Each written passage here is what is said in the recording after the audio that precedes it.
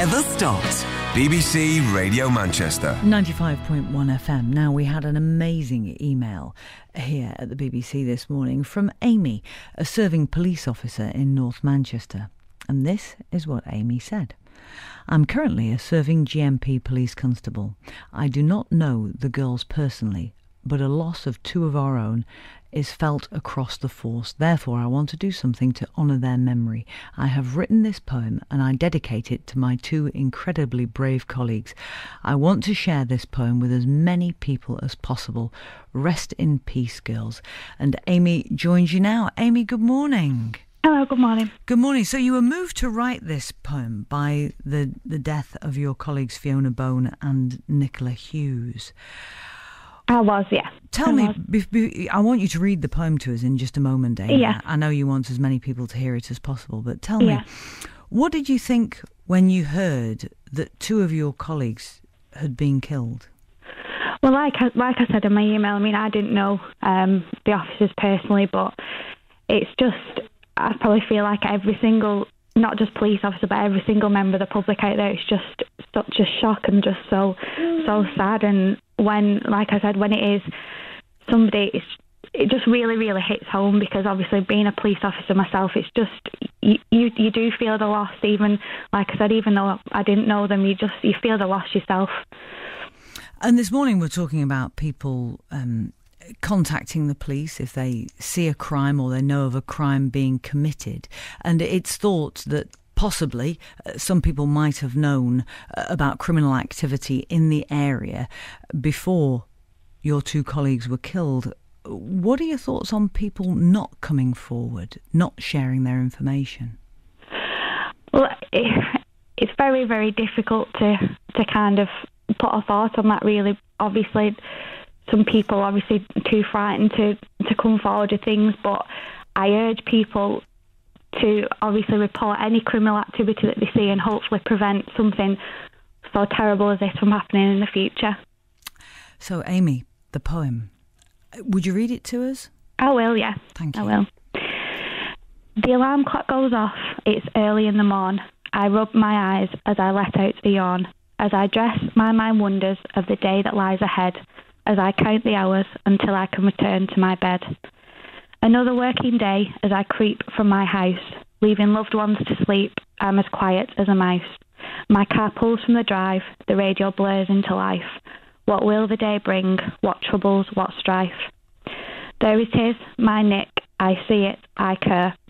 As I pass by the badge I so proudly wear. Vest on, belt on, to the parade room I go. To my colleagues and friends, banter in full flow. We're briefed up and ready for the challenges of the day, to serve and protect in every single way. In our Panda we patrol, listening so carefully to the radio on which a call soon will there be. And it comes, it's inevitable, a job there for us, a call for help, for the help of the fuzz. En route, I say, as we continue to chat, most likely about refs or of this and of that. Also quickly we arrive to the house we draw near. I cannot move with fear. Then I see it, there's a bang, all is still, this cannot be. It's dark, I'm alone, what happened I say, why did this become that dreaded day? I have a family, a life stretching out before me, though most just don't see it, she's just another PC. Yes, I have seen and done things that most of you fear, for the job and the badge that I hold oh so dear. But I'm not just a uniform, I'm a person too. Yes, I may be a bobby, but I'm someone's daughter like you. But today I have made the ultimate sacrifice. With my life I have paid the largest price. With pride and integrity I did serve and protect, though at times it was hard and we were shown no respect. But it was our job, off we went, so professional and formal, not knowing this day would be anything but normal. I have no regrets, the service I willingly gave. Day in and day out, I never saw it as brave. And now I move on, new friends must I meet, as I walk my shift on heaven's beat. But please don't forget me, on parade I once sat, just a girl who happened to wear a Bobby's hat. Amie, thank you so much for reading it for us. No problem. How do you feel about your job as a police officer after Tuesday? Has it changed? It hasn't changed. It's the job I've always wanted to do. It's the job that I love to do. I love the surprise of not knowing what you're going to go into work to every day. And it hasn't changed it at all. It's just, like many of my other colleagues have said, you don't think about that. You can't allow yourself to think like that. And it is a wake-up call, but like probably every other police officer out there, it's the job that we love to do, and we'll continue to do it. Did I hear a baby in the background? Yeah, it is. I've got a 2-year-old daughter. Yeah. So you've got a 2-year-old daughter. I have, yeah. Your family must worry about you. Do you think they worry more now after Tuesday? I think probably like I've just said, they probably are like I always think. You don't. I mean, I go to work. I don't think, I might not come home. Like, unfortunately, those 2 officers didn't, and my family don't think like that. But it's just a little bit of a wake-up call to think, well, actually, it is dangerous what we do, and it could happen, but you just have to get on with it, really. Will it make you more wary and perhaps a little fearful in the future? I don't think so, because like every good officer out there, you don't take anything for granted, and you're always very, very wary and very, very careful. You just can't afford to be complacent in this job. Can you imagine a life not being a police officer? Not really, no.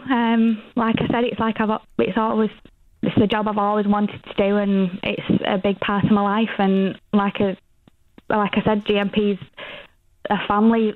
One of us goes, and we all feel it. So I can't imagine it never being a part of my life. No. I hope you know that most people are incredibly grateful and incredibly proud. I do.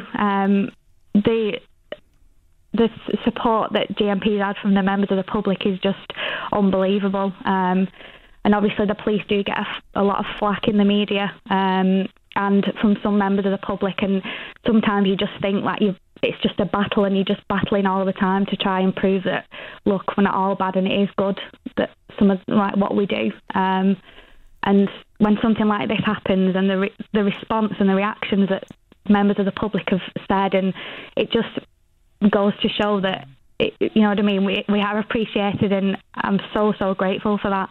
Amie, thank you so much for talking to us, and thank you so much for sharing your poem with us this morning here on BBC Radio Manchester. GMP has received 33,500 messages in its online book of condolence. That's more than 21,000 messages that have been posted on the Force's Facebook page. More than 1.3 million people have viewed the tributes to the officers on Facebook.